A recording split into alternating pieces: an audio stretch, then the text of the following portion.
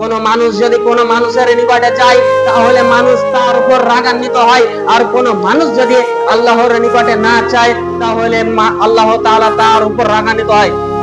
কথাটি ভালোভাবে বুঝেন যে একজন দার্শনিক বলছেন যে কোন আদম সন্তান অপর আদম সন্তানের কাছে যদি কিছু চায় তাহলে সে আদম সন্তান তার উপর রাগান্বিত হন, আর কোন আদম সন্তান যদি আল্লাহ তাআলার নিকটে না চান তাহলে আল্লাহ তাআলার উপর রাগান্বিত হয়। তাহলে আমাদেরকে আল্লাহ তাআলার নিকটে চাইতে হবে, আল্লাহ তাআলার নিকটে চাইতে হবে বেশি বেশি করে। আর আপনি যদি আল্লাহর নিকটে না চান তাহলে আপনার উপরে আল্লাহ তাআলা রাগান্বিত হতে পারে।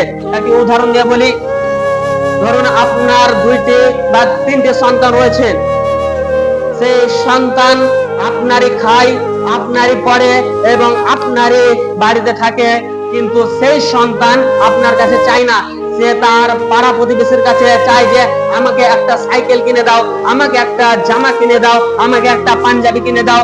সে আপনার সন্তান কিন্তু আপনার কাছে চায় না, তাহলে সেই সন্তানের উপর আপনি কতটা রাগান্বিত হতে পারেন।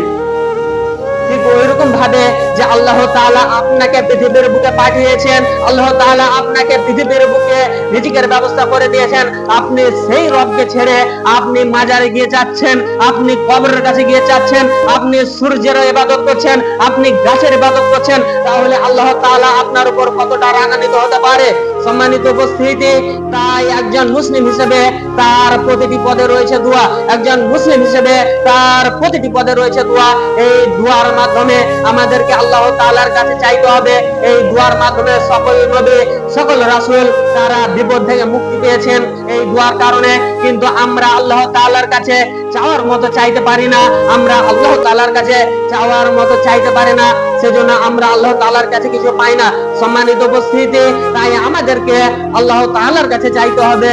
সময় যেহেতু শেষ, পরিশেষে দোয়া করি আল্লাহ তাআলা যেন আমাদেরকে সঠিক বুঝার এবং সঠিক মানার যেন আল্লাহ তাআলা আমাদেরকে তৌফিক দান করুক।